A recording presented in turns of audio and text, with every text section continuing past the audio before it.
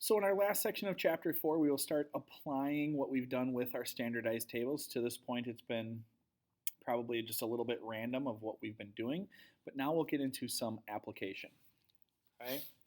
So when you are trying to apply these things, we're going to use that formula. We haven't used it for a while, but we're going to use that formula where we take the observed value, subtract the mean, and divide it by the standard deviation.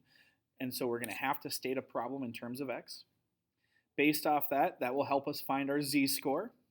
We will then use the standard normal table, so make sure you have that out, which will then help us answer the question of what percentile the event will be in. Okay? So it says Tiger Woods' distances with the driver follows a normal distribution with mean of 304 yards and standard deviation of 8 yards. What percent of Tiger's drives travel at least 290 yards? And so in this case, this is our observed value. This is x. What percent, based on the mean and the standard deviation, what percent follow that?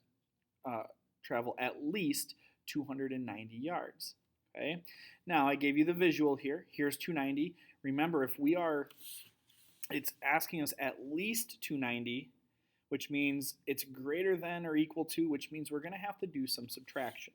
But before we get to all that, let's find the z-score. Okay.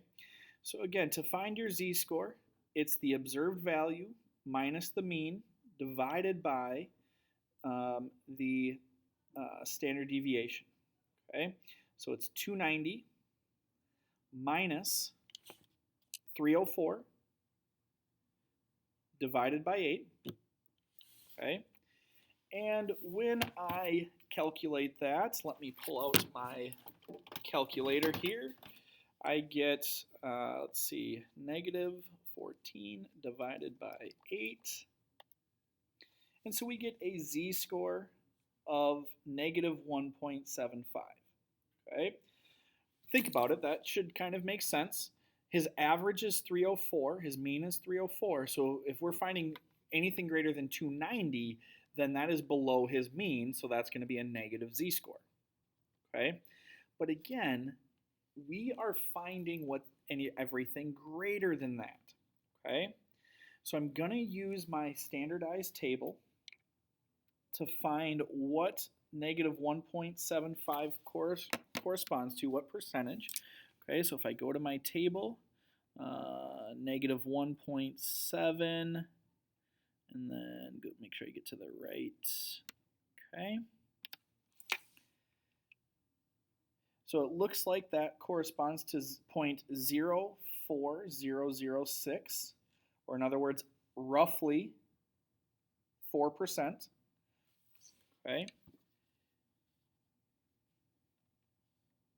But that represents, that 4% is everything below less than 290. Okay. So this is another one of those that, now remember, those percentages have to add up to 100. And so for it to find greater than 90%, or I'm sorry, to find greater than that 4%, 90%, 96% of his drives, again, we're estimating here, of his drives travel at least 290 yards. Okay? And this is why a picture, just a rough sketch, it doesn't have to be this exact as the one here, obviously, but this is why a picture can be helpful when you are trying to figure out this scenario of when to subtract and when not to subtract. Because 96% probably seems like a lot, but again, think of the scenario. His average is 304, and visually look at what that looks like when we're tracking in terms of standard deviations. That's almost 2 standard deviations away. Okay, and so that's why we get such a big percentage there, and that's why that now visually it kind of makes sense that compare the blue region versus the white region, it's quite a bit bigger. Okay.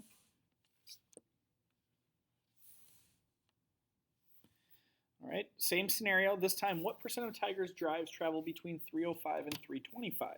So in this case, we are talking, we are going to be using the formula twice. All right, so I need to first figure out for 305 what that z-score is going to be. Then I need to figure out for 325 what that z-score is going to be. Okay, and so if I do that, let's see, 1 divided by 8 is 0.125. Again, that should make sense that it's so small because it's 305 is just above his average. All right, and then for my other one, 0.4 divided by 8, I get a z-score of 2.625. Okay, and again, that makes sense just because that is 325 is quite a bit bigger than his average. Okay, and the question is, what percent will fall in between that? Okay, so here's where, again, we need to think about what this looks like.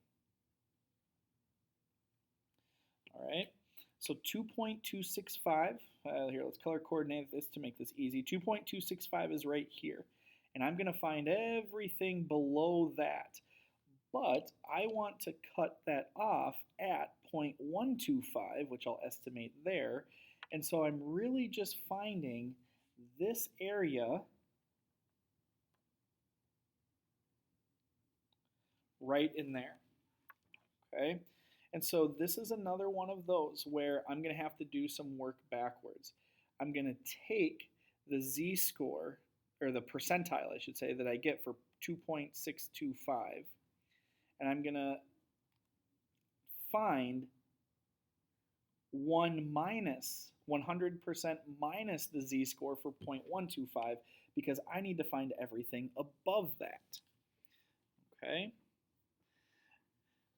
And so, again, let's look at our table. All right, we'll call 2.625, that would round to 2.63. So when I'm looking at my table, 2.63,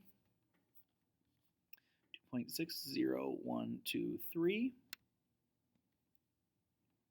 Okay, and that would be, let's see, 0.99573. All right, and then his other z-score, 0.125, so that's 0.1, and oh, whoops, we'll call that 0.13 actually, we'll round that up.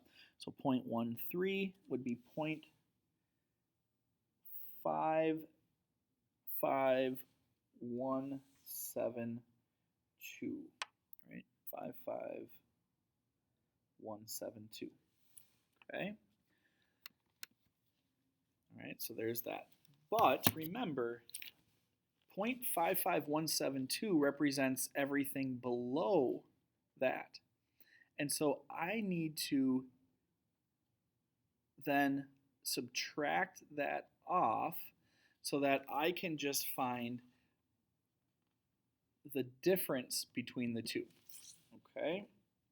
And so I am going to take that minus 0.55172 and need the trusty calculator for that. I get 0.44401, so we're going to call that about 44.4% of his shots end up in that range. Okay, so in order to find that value, I subtracted off that extra to get that in-between range. Okay, which is ultimately what I was finding. All right, anytime you have the between, that's where you have to subtract off the bigger from the smaller. Okay.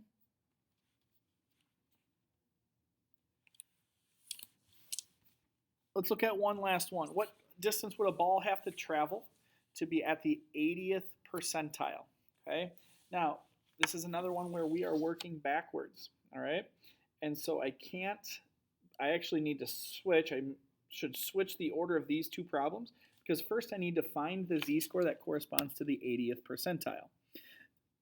Excuse me. So if I do that, 81, 80, here we are. Looks like right in between these two values, okay? And it looks like 79955. That is extremely close to 80%, so 0.84. 0.84 is your z-score, okay? And again, the question is now going the other way. If that's my z-score, then what percent of balls, or what distance represents that percentage? Okay, so again, same scenario, same formula. Mean is 304, standard deviation is 8, but this time I'm solving for x. Okay, so I'm going to multiply by 8 on both sides. Multiply by 8. 8 times 0.84 is 6.72. Okay, add 304 on both sides, and that distance would corresponds to that would be 310.72 yards. Okay, when I solve that. All right, so again, this time I was given the percentile. Anytime you're given this percentile, you have to go to the standardized table first to find that. And that's a wrap on Chapter 4. You will see the application assignment there, 4.7. I will say the test is much more like this last section here of applying the standardized table, just because that's obviously a little bit more meaningful than just finding random values, although there is a little bit of that practice too. Okay. If you have any questions, let me know. Otherwise, we'll see you shortly when you take that Chapter 4 test.